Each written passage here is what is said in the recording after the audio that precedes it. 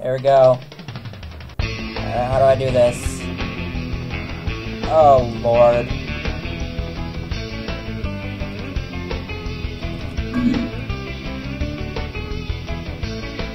I have to do this for an hour, guys. Oh. Oh. Fuck.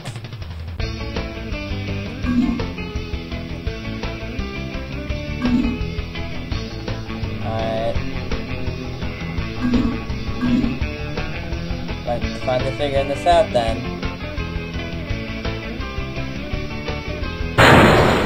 Nope.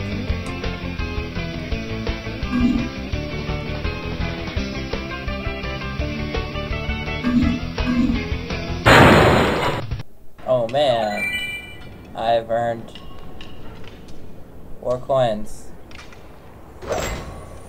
Oh dear Lord, this sucks. I hate this so much. Fuck you, Vince. Just fuck you.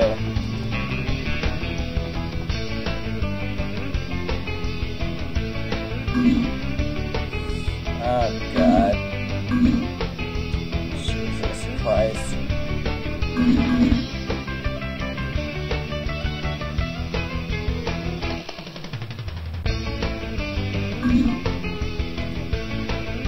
Oh my Lord.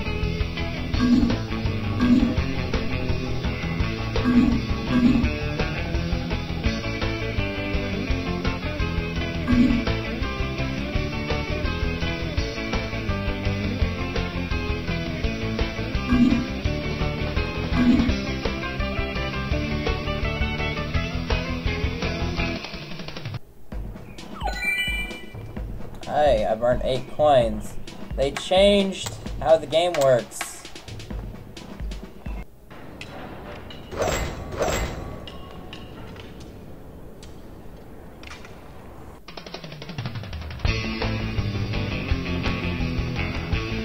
Yep, this is it, guys. This is the entire hour.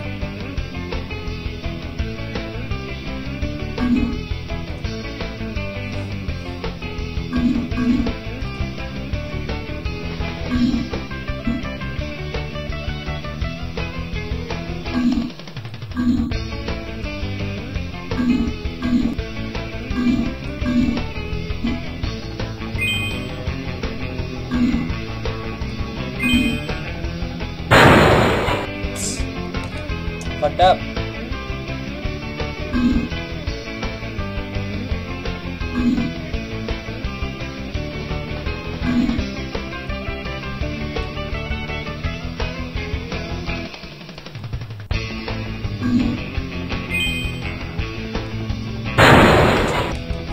Oh man, this is it. This is all that there is. There isn't any more to this fucking game. Is this actually lagging? Are you shitting me? I earned 107 coins. Hello everybody, it's Zaine, the King. Now, I know you were expecting to have Club Penguin, but unfortunately, I had issues with the recording. The footage actually corrupted. I don't have a whole lot to salvage from it. So what you just saw before was the beginning of the footage, which is fine, I guess. And then you're gonna get to see the ending. But in order to pass the time here, I'm gonna read you a little book. Alright, chapter 1. First sight, as everybody leaves now because they know what that means. Oh man. My mother drove me to the airport with the windows rolled down. It was 75 degrees in Phoenix. The skies a perfect cloudless blue. I was wearing my favorite shirt, sleeveless, white eyelet lace. I was wearing it as a farewell gesture. Oh man. My carry-on item was a parka. Yeah, that sounds like a wonderful carry-on. In the Olympic Peninsula of northwest Washington State, a small town named Forks exists under a near-constant cover of clouds. It rains on this inconsequential town more than any other place in the United States of America. It was from this town and its gloomy, omnipresent shade that my mother escaped with me when I was only a few months old. It was in this town that I'd been compelled to spend a month every summer until I was 14. That was the year I finally put my foot down. These past 3 summers, my dad, Charlie, vacationed with me in California for 2 weeks instead. It was to Forks that I now exiled myself, an action that I took with great horror. I detested Forks.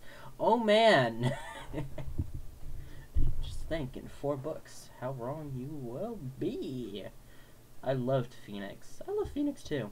I loved the sun and the blistering heat. I loved the vigorous, sprawling city. Bella, my mom said to me, the last of 1,000 times before I got on the plane, you don't have to do this.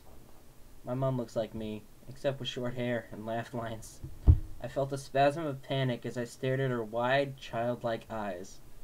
How could I leave my loving, erratic, harebrained mother to fend for herself? Of course, she had Phil now, so the bills would probably get paid.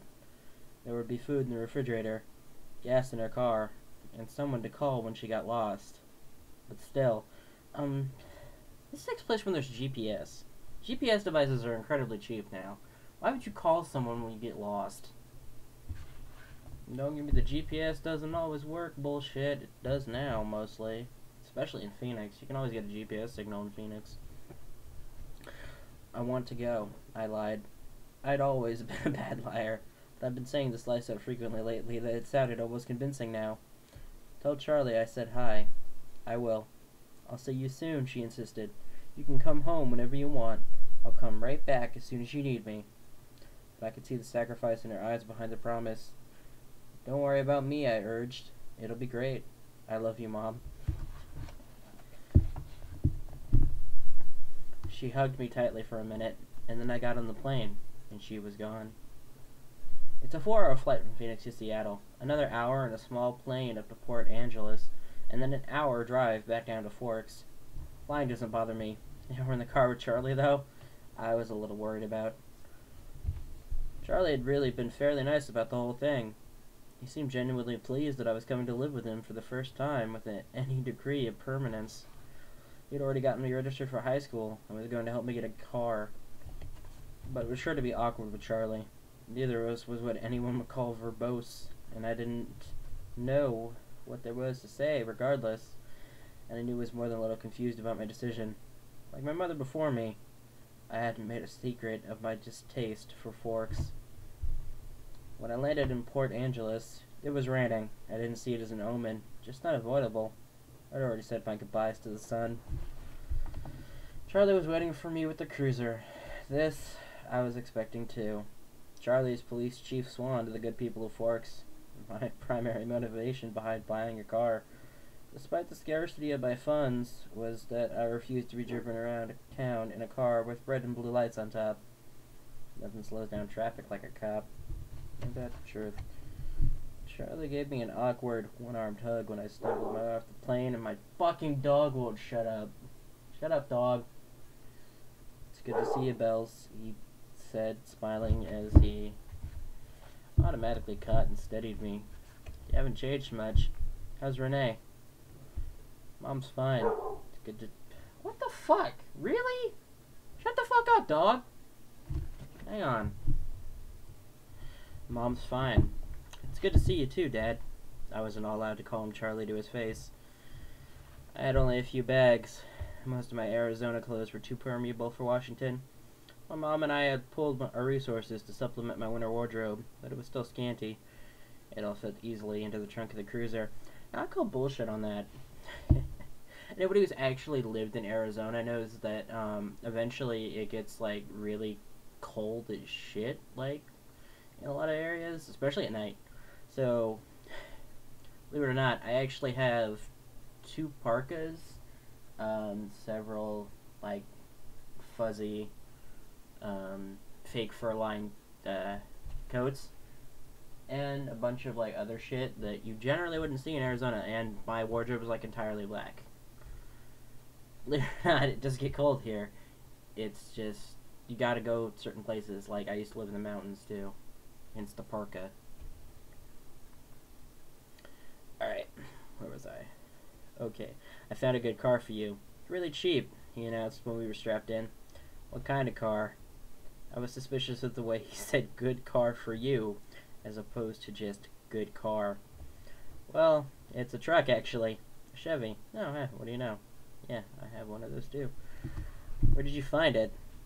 Remember Billy Black down at La Push? La Push is a tiny Indian reservation on the coast. No.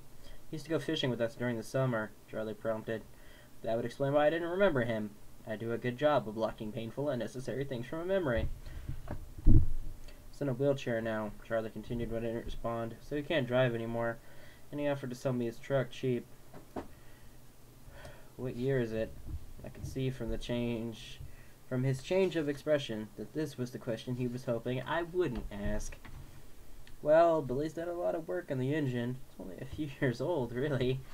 I hoped he didn't think so little of me as to believe I would give up that easily. When did he buy it? He bought it in 1984, I think. Did he buy it new? Well, no, I think it was new in the early 60s, or late 50s at the earliest, he admitted sheepishly. Dad, I don't really know anything about cars. I wouldn't be able to fix it if anything went wrong, and I couldn't afford a mechanic. Really, Bella, the thing runs great. They don't build them like that anymore. That is actually really true. I actually have a really old Chevy truck that we don't use at all, but the transmission is shot to hell, and it still runs great. It's really weird. The only thing that doesn't work properly on that is probably the AC and the, fucking, what is it, radio. Probably because the radio needs a new antenna. The thing, I thought to myself, had possibilities, as a nickname at the very least. How cheap is cheap? After all, that was the part I couldn't compromise on me. Well, honey, I kind of already bought it for you, as a homecoming gift. Charlie peeked sideways at me with a hopeful expression. Wow. Free. You didn't need to do that, Dad. I was going to buy myself a car. I don't mind. I want you to be happy here, and I don't want you to get in a car accident and die, is the thinly veiled innuendo of this situation. He was looking ahead at the road when he said this. Charlie wasn't comfortable with expressing his emotions out loud. I inherited that from him, so I was looking straight ahead as I responded.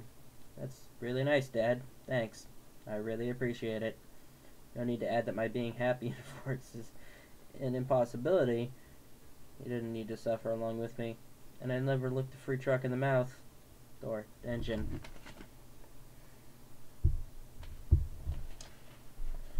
Well now, you're welcome, he mumbled, embarrassed by my thanks.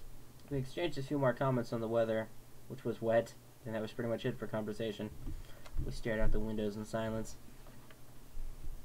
Oh, Jesus, I gotta do this for an hour. It was beautiful, of course. I couldn't deny that. Everything was green. The trees, the trunks covered with moss, the branches hanging with a canopy of it, the ground covered with ferns. Even the air filtered down gently through the leaves. That makes me sick. And this next line sums up my thoughts perfectly. It was too green. An alien planet. Eventually, we made it to Charlie's. He still lived in the small, two-bedroom house that he'd bought with my mother in the early days of their marriage. Those were the only kind of days their marriage had. The early ones. There, parked on the street in front of the house, never changed, was my new to me, truck. It was a faded red color, with big, rounded fenders and a bulbous cab. To my intense surprise, I loved it. I didn't know if it would run, but I could see myself in it. Plus, it was one of those solid iron affairs that never gets damaged. Kind you see at the scene of an accident, paint unscratched, surrounded by pieces of the foreign car it destroyed. That is fucking true. Seriously, that same really old-ass Chevy truck I have, been in 3 accidents. There's only one fucking dent in it. It's crazy.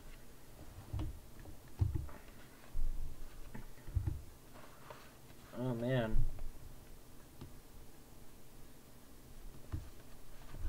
Wow, Dad. I love it. thanks. Now my horrific day tomorrow would be just that much less dreadful.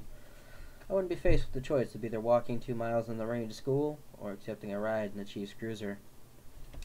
I'm glad you like it, Charlie said gruffly, embarrassed again. It took only one trip to get all my stuff upstairs. I got the west bedroom that faced out over the front yard. The room was familiar. It had belonged to me since I was born. The wooden floor, the light blue walls, the peaked ceiling, the yellowed lace curtains around. Oh god, this is fucking bullshit. These were all a part of my childhood. The only changes Charlie had ever made were switching the crib for a bed and adding a desk as I grew. The desk now held a second-hand computer with the phone line for the modem stapled along the floor to the nearest phone jack. Huh. This was this. No, I gotta stop just a second. Just the thought of, see, this doesn't take place in like the 90s or the like early 2000s. This takes place in like 06, 07, or 08, something like that. Why does he still have dial-up? Dial-up isn't even cost-effective anymore to run. Well, kind of is. I think you can, yeah, you can still get dial-up for free most everywhere. AOL still has over 1 million subscribers. This was a stipulation for my mother, so that we could stay in touch easily. The rocking chair for my baby days was still in the corner. There was only one small bathroom at the top of the stairs, which I would have to share with Charlie. I was trying not to dwell too much on that fact. Oh no! Walking into the bathroom. There's your daughter, naked. What a travesty. Or him. You might just kill yourself. One of the best things about Charlie is he doesn't hover. He left me alone to unpack and get settled. A feat that would altogether impossible for my mother. It was nice to be alone, not to have to smile and look pleased. A relief to stare dejectedly out the window at the sheeting rain and let just a few tears escape. I wasn't in the mood to go on a real crying drag. I would save that for bedtime when I'd have to think about the coming morning. Jesus Christ. Fuck. Why am I doing this? Why did I say I would do this? This was a bad idea. Forks High School had a frightening total of only 347, now 58. Wait, did I say 47? Oh god. God damn. Go home, me. I'm drunk. Forks High School had a frightening total of only 357, now 58 students. There were more than 700 people in my junior class alone back home. All of the kids here had grown up together. Their grandparents had been toddlers together. I kind of understand that. My 8th grade class was literally 8 people. And then you go to high school, like a high school in the city, and it's like, oh my god, there's 5,000 kids here that I don't know, and I don't really want to know, because they're all assholes. I would be the new girl from the big city, a curiosity, a freak. Not really. Kind of just leave you the fuck alone.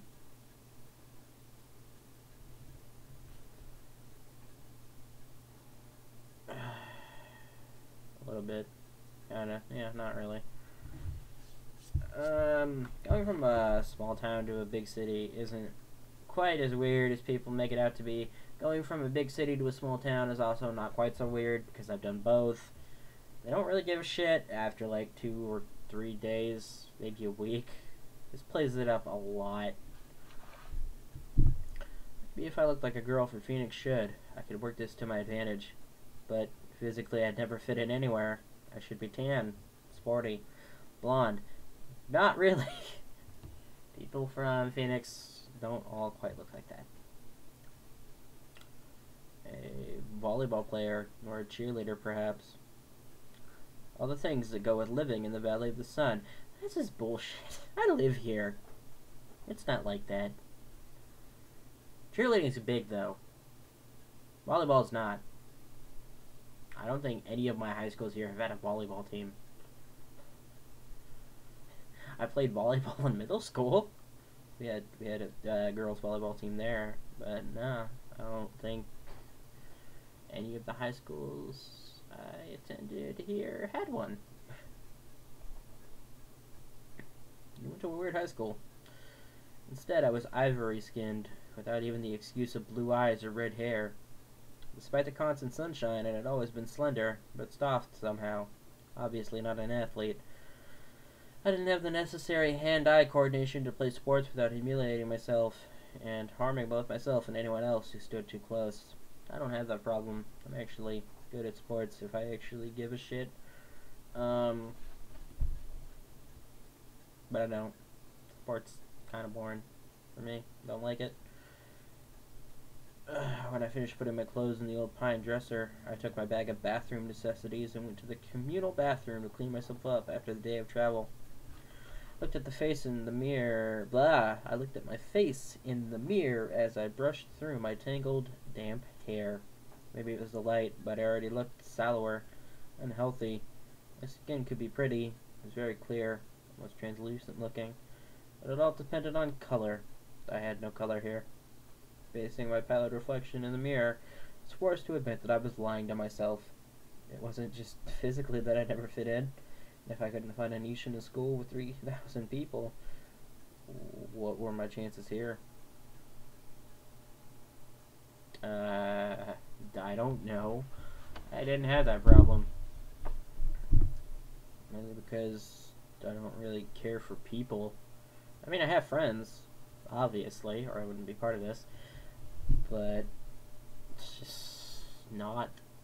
I don't really care if I go 6 to 8 weeks without talking to people. I went 6 months without talking to any of my friends from my hometown once. I had chances to talk to them, plenty of chances, but we didn't really talk at all. I don't even talk to the people I went to high school with. I have lost my... There we go. I didn't relate well to people my age. Yeah, same here. Maybe the truth was that I didn't relate well to people. Period. Even my mother, who I was closer to than anyone else on the planet, was never in harmony with me. Never on exactly the same page. Sometimes I wondered if I was seeing the same things through my eyes that the rest of the world was seeing through theirs.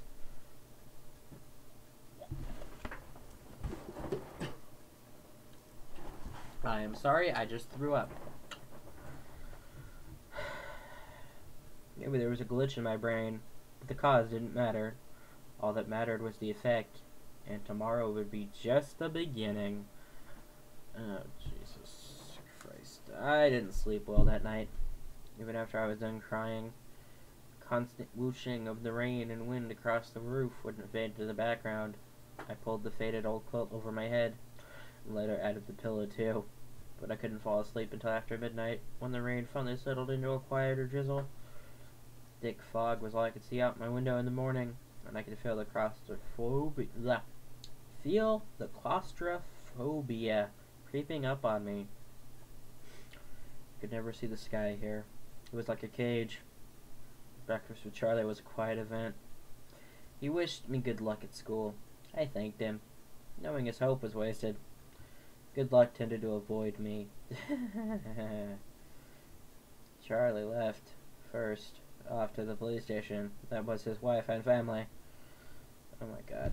After he left, I sat at the old square oak table in one of the... old square oak table in one of the 3 unmatching chairs and examined his small kitchen, with its dark paneled walls, bright yellow cabinets, and white linoleum floor. Nothing was changed. My mother had painted the cabinets 18 years ago in an attempt to bring some sunshine into the house.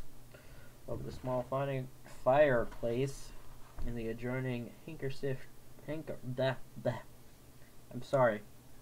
I'm really sorry. I am bad at speaking. Over the small fireplace in the adjoining handkerchief-sized family room was a row of pictures. First, a wedding picture of Charlie and my mom in Las Vegas. Huh, I forgot that part. Then, one of the three of us in the hospital after I was born, taken by a helpful nurse, followed by the procession of my school pictures up to the last years. Those were embarrassing to look at. I would have to see what I could do to get Charlie to put them somewhere else, at least while I was living here. It was impossible being in this house not to realize that Charlie had never gotten over my mom. It made me uncomfortable. I didn't want to be too early to school, but I couldn't stay in the house anymore. I donned my jacket, which had the feel of a biohazard suit, and headed out into the rain. It was just drizzling still, not enough to soak me through immediately as I reached for the house key that was always hidden under the eaves by the door, and locked up. The sloshing of my new waterproof boots was unnerving. I missed the normal crunch of gravel as I walked.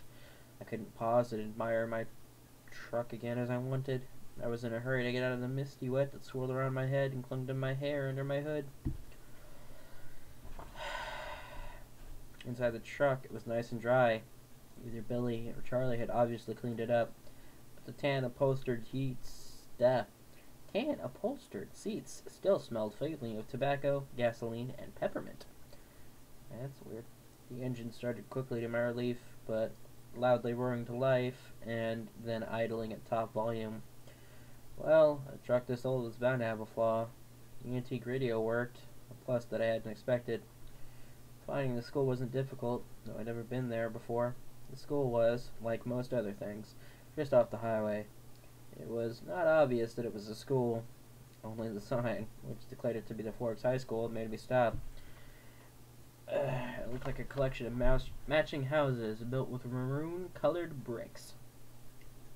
There were so many trees and shrubs I couldn't see its size at first. Where was the feel of the institution? What the fuck? I haven't read this book in a long time, and I have to say, it's not good. I wondered nostalgically, where were the chain link fences, the metal detectors? What kind of school did you go to in Phoenix? I mean, the fences were normal, but we never had metal detectors. Did you live in a shitty neighborhood? I have a feeling that you lived in a shitty neighborhood. I mean, Jesus, somebody's streaming. Wonderful. I parked in front of the first building, which had a small sign over the door reading Front Office. No one else was parked there, so I was sure it was off limits, but I decided I would get directions inside instead of circling around in the rain like an idiot. I stepped unwillingly out of the toasty truck cab and walked down a little stone path lined with dark hedges. I took a deep breath before opening the door. Inside, it was brightly lit and warmer than I'd hoped. The office was small, a little waiting area with padded folding chairs and orange-flecked commercial carpet. Notices and awards cluttering the walls. A blick clock ticking loudly. Plants grew everywhere in large plastic pots as if there wasn't enough greenery outside. The room was cut in half by a long counter, cluttered with wire baskets full of papers and brightly colored flyers taped to its front. I need to take fucking Jesus Christ. Hang on. Oh my god. I'm not even going to pause the recording this time. What do you all think so far of my spectacular reading of Twilight by Stephanie Meyer?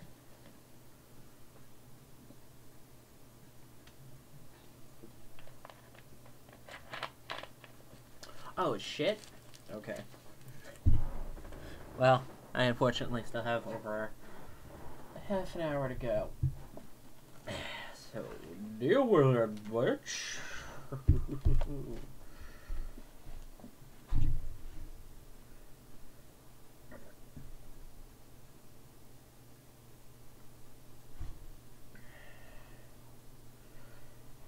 There were 3 desks behind the counter, one of which was manned by a large, red-haired woman wearing glasses. She was wearing a purple t-shirt, which immediately made me feel overdressed. The red-haired woman looked up. "Can I help you?" "I'm Isabella Swan," I informed her. and saw the immediate awareness light her eyes. I was expected. A topic of gossip, no doubt. Daughter of the chief's flighty ex-wife come home at last.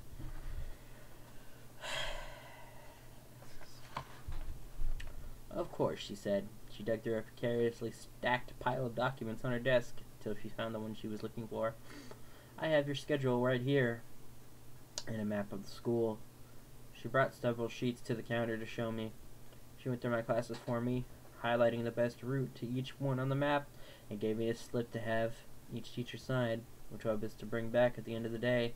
She smiled at me and hoped, like Charlie, that I would like it here in Forks. I smiled back as convincingly as I could. When I went back out to my truck, other students were starting to arrive. I drove around the school, following the line of traffic. I was glad to see that most of the cars were older like mine, nothing flashy. At home, I lived in one of the few lower-income neighborhoods that were in Oh, fuck. I forgot. We lived in the same area.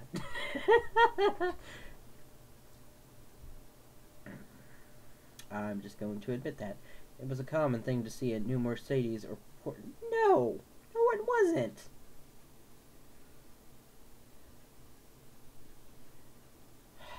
Alright, fuck, back up. At home, I lived in one of the few lower-income neighborhoods that were included in the Paradise Valley district.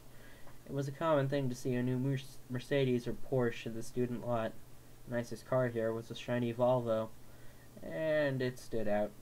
Still, I cut the engine as soon as I was in a spot, so the thunderous volume wouldn't draw attention to me. I like to say simply that Mercedes and Porsches aren't common in Phoenix schools. You don't... She's... What the fuck? I looked at the map in the truck, trying to memorize it now. Hopefully, I wouldn't have to walk around with it stuck in front of my nose all day. She will. I stuffed everything in my bag, slung the strap over my shoulder, and sucked in a huge breath. I can do this, I lied to myself feebly. No one was gonna bite me.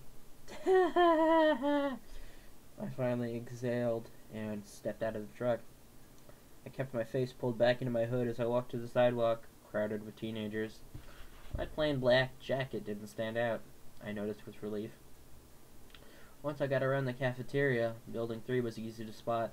A large black 3 was painted on a white square on the east corner. What the fuck? You have identifying marks in your school.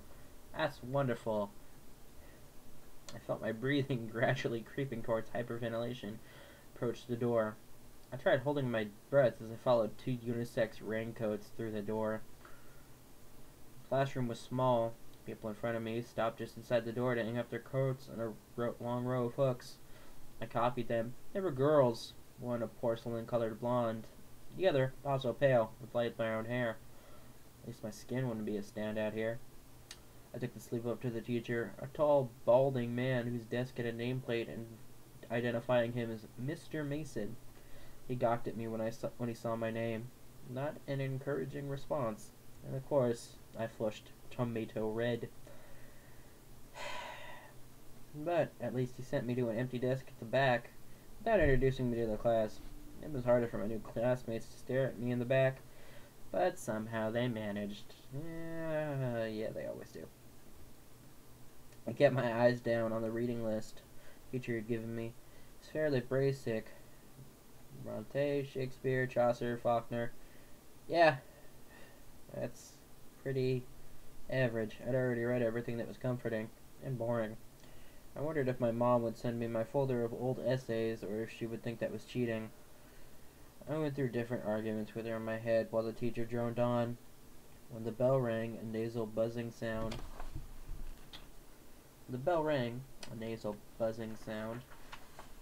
A gangly boy with skin problems and hair black as an oil slick leaned across the aisle to talk to me. You're Isabella Swan, aren't you? He looked like the overly helpful chess club type. Ha.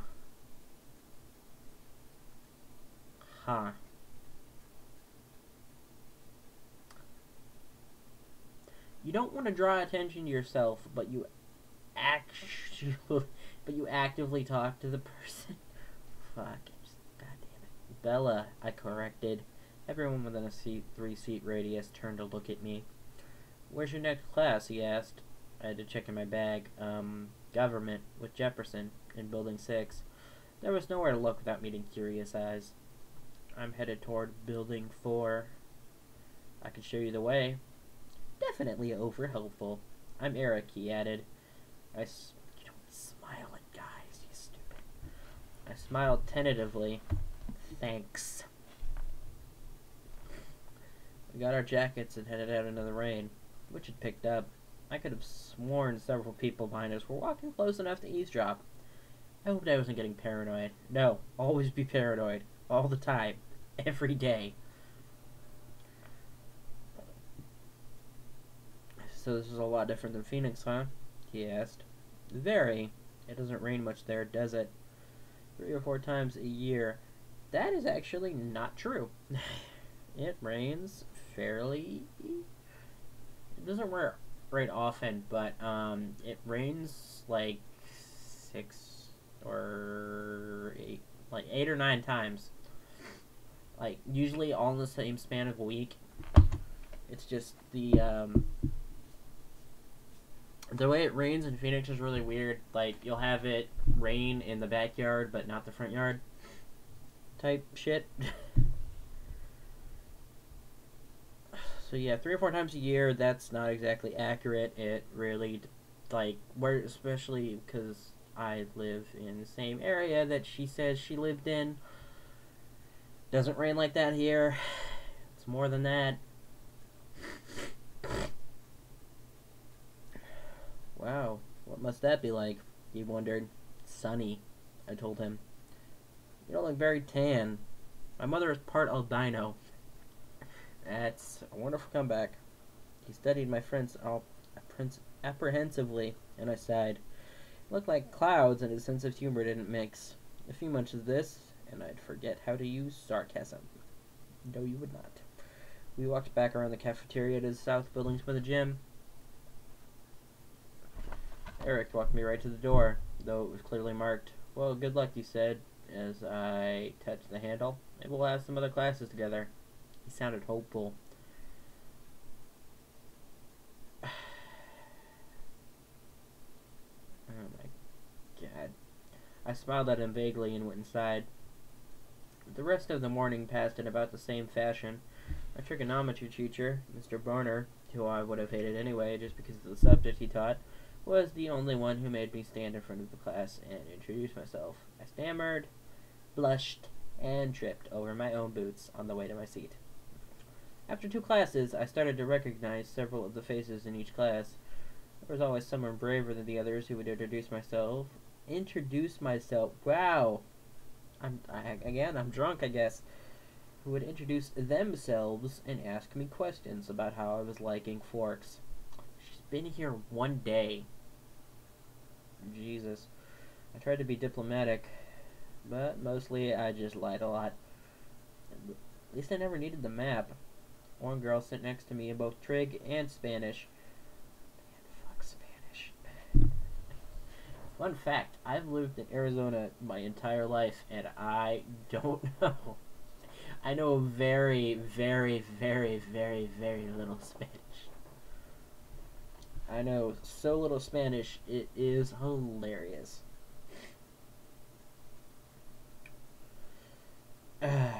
One girl sat next to me in both Trig and Spanish, and she walked with me to the cafeteria for lunch. She was tiny, several inches shorter than my 5'4". I forgot how damn short Bella was, but her wildly curly dark hair made up a lot of the difference between our heights. I couldn't remember her name, so I smiled and nodded as she prattled about teachers and classes. I didn't try to keep up. We sat at the end of a full table with several of her friends, who she introduced to me. I forgot all their names as soon as she spoke them. They seemed impressed by her bravery in speaking to me. The boy from English, Eric, waved at me from across the room. It's 36 minutes in, folks. We still got another, like, 24 minutes. It was there, sitting in the lunchroom, trying to make conversation with 7 curious strangers that I first saw them. Oh man! They were sitting in the corner of the cafeteria, as far away from where I sat as possible in the long room. There were 5 of them. They weren't talking, and they weren't eating, though they each had a tray of untouched food in front of them. They weren't gawking at me, unlike most of the other students, so it was safe to stare at them without fear of meeting an excessively interested pair of eyes. But it was none of these things that caught and held my attention. They didn't look anything alike. Of the 3 boys, one was big, muscled like a serious weightlifter, with dark curly hair. Another was taller, leaner, but still muscular, and honey blonde. The last was lanky, less bulky, untidy bronze-colored hair. He was more boyish than the others, who looked like they could be in college, or even teachers here rather than students. Yeah, that happens. Oh, God. Yeah. Blah, blah, blah, blah, blah. Blah, blah, blah, blah, blah. Ah.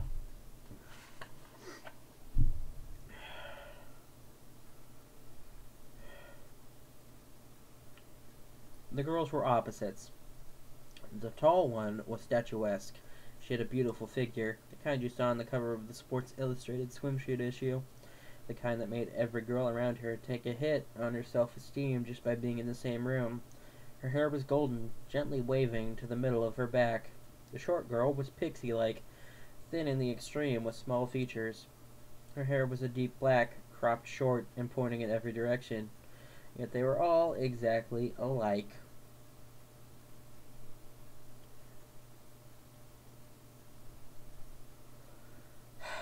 Every one of them was chalky pale, the palest of all the students living in this sunless town.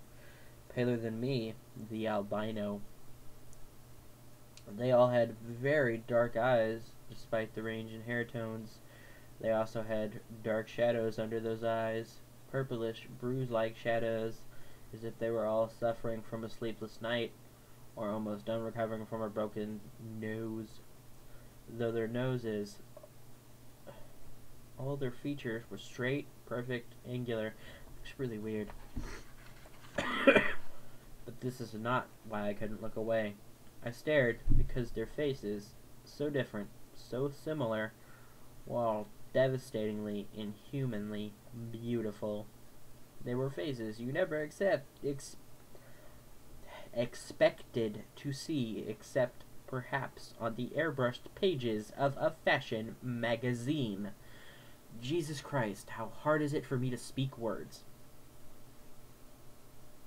Or painted by an old master as the face of an angel. It was hard to decide who was the most beautiful. Maybe the perfect blonde girl or the bronze-haired boy. They were all looking away from each other, away from the other students, away from anything in particular as far as I could tell.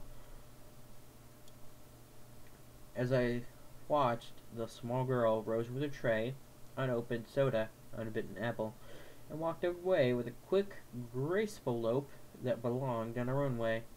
I watched, amazed at her lithe dancer's step, till she dumped her tray and glided through the back door, faster than I would have thought possible. My eyes darted back to the others who sat unchanging. "Who are they?" I asked the girl from my Spanish class, whose name I'd forgotten. As she looked up to see who I meant, though already knowing, probably from my tone. Suddenly, he looked at her, the thinner one, the boyish one, the youngest, perhaps. He looked at my neighbor for just a fraction of a second, and then his dark eyes flicked to mine. Oh, joys, joys! I hate my life. He looked away quickly, more quickly than I could, though in a flush of embarrassment I dropped my eyes at once. In that brief flash of a glance, his face held nothing of interest. It was as if she had called his name, and he'd looked up in involuntary response, having decided not to answer. Alright, hang on. I gotta pause this and blow my nose. Blarg. My neighbor giggled in embarrassment, looking at the table like I did. That's Edward and Emmett Cullen, and Rosalie and Jasper Hale. The one who left was Alice Cullen. They all lived together with Dr. Cullen and his wife. She said this under her breath. I glanced sideways at the beautiful boy, who was looking at his tray now, picking a bagel to pieces with long, pale fingers. His mouth was moving very quickly, his perfect lips barely opening. The other three still looked away, and yet I felt he was speaking quietly to them. Strange, unpopular names, I thought, the kinds of names grandparents had. But maybe that was in vogue here. Small town names? I finally remembered that my neighbor was called Jessica, a perfectly common name. There were two girls named Jessica in my history class back home. Okay, that's not really something you mention, because it doesn't really add to the story. They are very nice looking. I struggled with the conspicuous understatement. Yes, Jessica agreed with another giggle. They're all together, though. Emmett and Rosalie and Jasper and Alice. And they live together.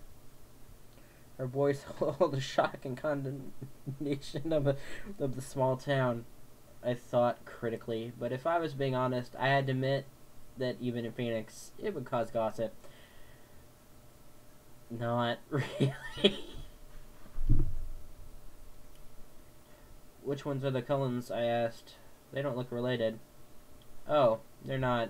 Dr. Cullen is really young and in his 20s or 30s. They're all adopted. The Hales are brother and sister, twins. The Blondes and their foster children. They look a little old for foster children. They are now. Jasper and Rosalie are both 18, but they've been with Mrs. Cullen since they were 8. She's their aunt or something like that. That's really kind of nice for them to take care of all those kids like that when they're so young and everything. I guess so, Jessica admitted reluctantly. And I got the impression that she didn't like the doctor and his wife for some reason. The glances she was throwing at their adopted children, I would presume the reason was jealousy. I think that Mrs. Cullen can't have any kids, though, she added, as if that lessened their kindness.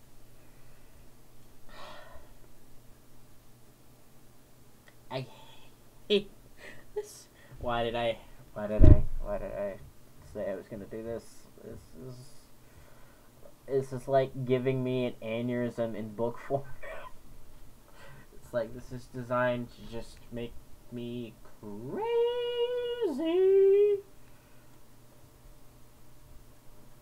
Throughout all of this, Throughout all this conversation, my eyes flickered again and again to the table where the strange family sat. They continued to look at the walls and not eat. Have they always lived in Forks? I asked.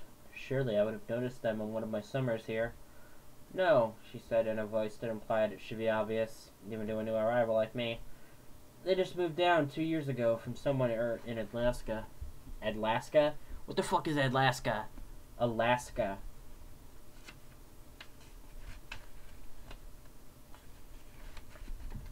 I felt a surge of pity and relief. Pity because as beautiful as they were outsiders, clearly not accepted. Relief that I wasn't the only newcomer here, and certainly not the most interesting by any standard. As I examined them, the youngest one of the Cullens looked up and met my gaze, this time with evident curiosity in its expression. As I looked swiftly away, it seemed to me that his glance held some kind of unmet expectation. Which one is the boy with the reddish-brown hair? I asked. I peeked at him from the corner of my eye, and he was still looking at me, but not gawking like the other students had today. He had a slightly frustrated expression. I looked down again. That's Edward. He's gorgeous, of course, but don't waste your time. He doesn't date. Apparently none of the girls here are good-looking enough for him. She sniffed, a clear case of sour grapes. I wondered when he'd turned her down. I bit my lip to hide my smile. Then I glanced at him again. His face was turned away, but I thought his cheek appeared lifted, as if he were smiling. Oh, God. See, this book is killing me. After a few more minutes, the four of them left the table together. They were all noticeably graceful. Even the big, brawny one. It was unsettling to watch. The one named Edward didn't look at me again. I sat at the table with Jessica and her friends longer than I would have if I'd been sitting alone. I was anxious not to be late for class on my first day. One of my new acquaintances, who considerately reminded me that her name was Angela, had biology 2 with me the next hour. We walked to class together in silence. She was shy, too.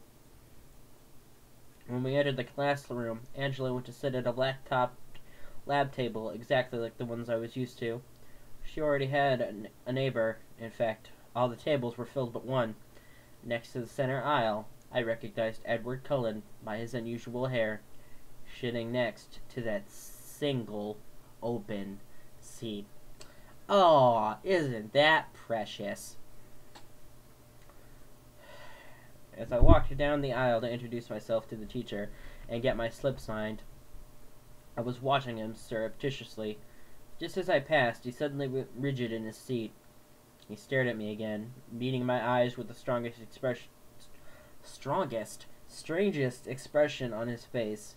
It was hostile, furious. I looked away quickly, shocked, going red again.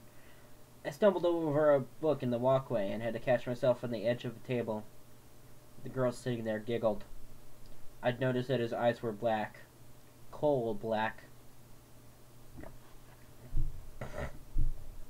Mr. Banner signed my slip and handed me a book with no nonsense about introductions. I could tell we were going to get along.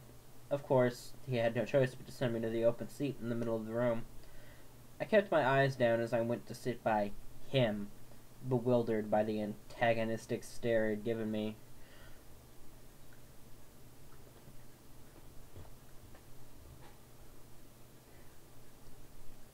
I didn't look up as I set my book on the table and took my seat, but I saw his posture change from the corner of my eye. He was leaning away from me, sitting on the extreme edge of his chair and averting his face like he smelled something bad. Inconspicuously, I sniffed my hair. It smelled like strawberries, the scent of my favorite shampoo.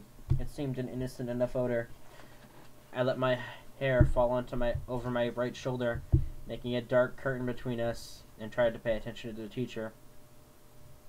Unfortunately, the lecture was on cellular anatomy, something I'd already studied. I took notes carefully anyway, always looking down. I couldn't stop myself from peeking occasionally through the screen of my hair at the strange boy next to me. During the whole class, he never relaxed his stiff position on the edge of his chair, sitting as far from me as possible. I could see his hand on his left leg was clenched into a fist, tendons standing out under his pale skin. This, too, he never relaxed. He had the long sleeves of his white shirt pushed up to his elbows, and his forearm was surprisingly hard and muscular beneath his light skin. He wasn't nearly as slight as he'd looked next to his burly brother. The class seemed to drag on longer than the others. Was it because the day was finally coming to a close, or because I was waiting for his tight fist to loosen? It never did. He continued to sit so still it looked like he wasn't breathing. What was wrong with him? Was this his normal behavior? I questioned my judgment on Jessica's bitterness at lunch today. Maybe she's not as resentful as I thought. Couldn't have anything to do with me. He didn't know me from Eve. I don't get that reference. I feel as though there was something here, and then the editor took it out. The name of school? Hang on.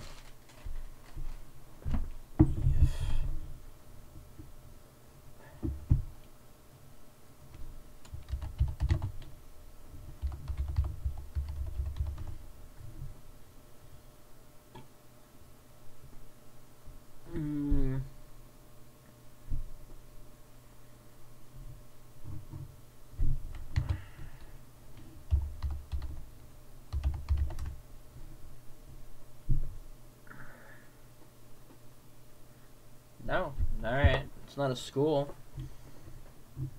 As far as I know. Alright, whatever. Just watch me burn. I'll listen to music to make this not so painful. I peeked up at him one more time and regretted it. He was glaring down at me again, his black eyes full of revulsion. As I flinched away from him, shrinking against my chair, the phrase, "if looks could kill," suddenly ran through my mind. At that moment, the bell rang loudly, making me jump, and Edward Cullen was out of his seat. Fluidly he rose. He was much taller than I thought, his back to me, and he was out the door before anyone else was out of their seat. I sat frozen in my seat, staring blankly after him. He was so mean, it wasn't fair. I began gathering up my things slowly, trying to block the anger that filled me, for fear my eyes would tear up. For some reason, my temper was hardwired to my tear ducts. I usually cried when I was angry, a humiliating tendency. "Aren't you Isabel Swan?" a male voice asked. I looked up to see I'm not reading this part. Fuck off. He obviously didn't think I smelled bad. "Bella," I corrected him with a smile. "I'm Mike." "Fuck you, Mike." "Hi, Mike. Do you need any help finding your next class?" "I'm heading to the gym, actually. I think I can find it." "That's my next class, too." He seemed thrilled. No, that wasn't that big of a coincidence in the school this small. Okay, so a little bit of background here. Mike is a humongous douche, actually, in this series. He's an asshole. That whole "fuck you, Mike" is totally warranted. We walked to class together. He was a chatterer. He supplied most of the conversation, which made it easy for me. He'd lived in California till he was 10, so he knew how I felt about the sun. Turned out he was in my English class also. He was the nicest person I'd met today. That's not right. But as we were entering the gym, he asked, "So, did you stab Edward Cullen with a pencil, or what?" I've never seen him act like that. I cringed, so I wasn't the only one who had noticed, and apparently that wasn't Edward Cullen's usual behavior. I decided to play dumb. "Was that the boy I sat next to in biology?" I asked artlessly. "Yeah," he said. "He looked like he was in pain or something." "I don't know," I responded. I never spoke to him. He's a weird guy. Mike lingered by me instead of heading to the dressing room. "If I were lucky enough to sit by you, I would have talked to you." I smiled at him before walking through the girls' locker room door. He was friendly and clearly admiring, but it wasn't enough to ease my irritation. The gym teacher, Gorge Clapp, found me a uniform, but didn't make me dress down for today's class. At home, only 2 years of PE were required. Here, PE was mandatory for all 4 years. Forks was literally my personal hell on earth.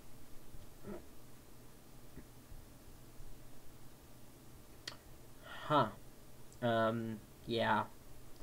Yeah, that one's accurate. You only have to take 2 PE classes total. Actually. So it's actually possible if you choose to do so. You can take 2 PE classes your freshman year and then never have to take PE again. It's really great. I actually cheated my fucking ass off on that regard. Because I was a teacher's aide for a special education class, and they counted that as a PE credit because special education kids are really rowdy. And it required lots of running around.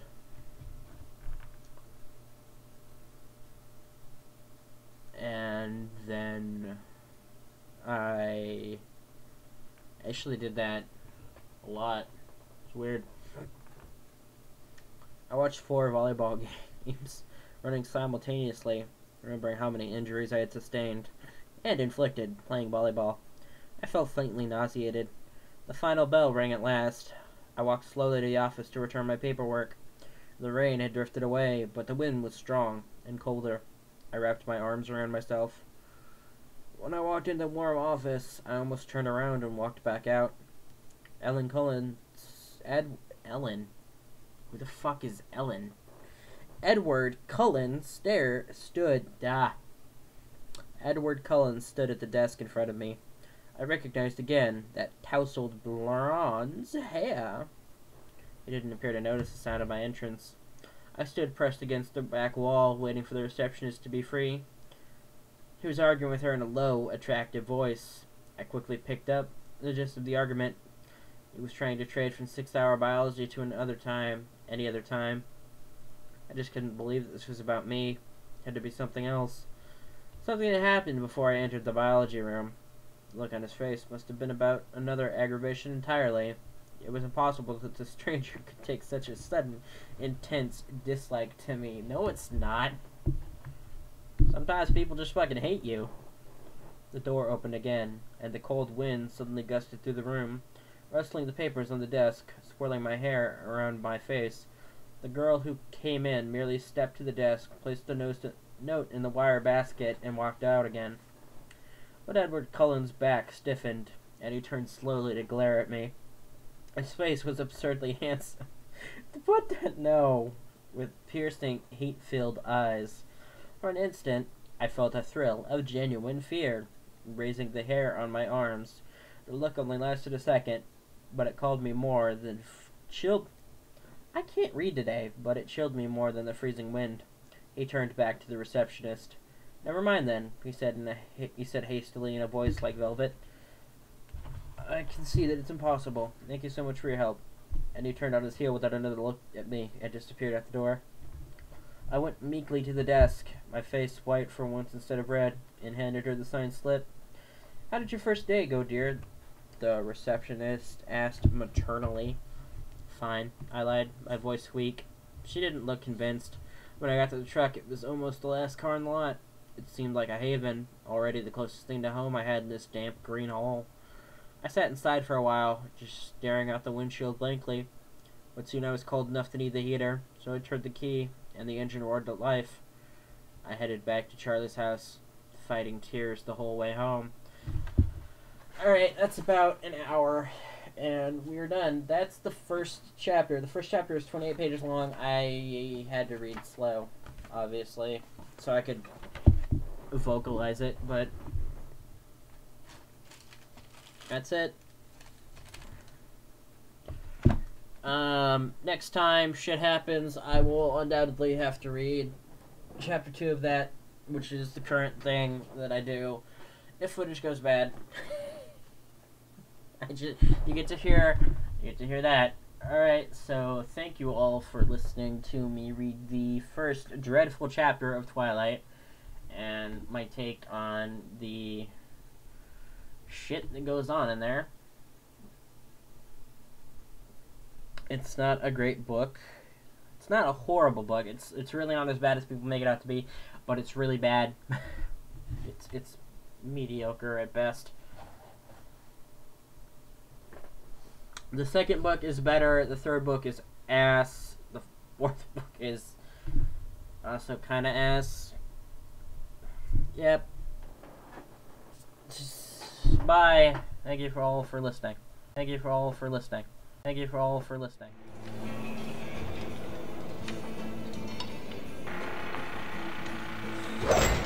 Oh.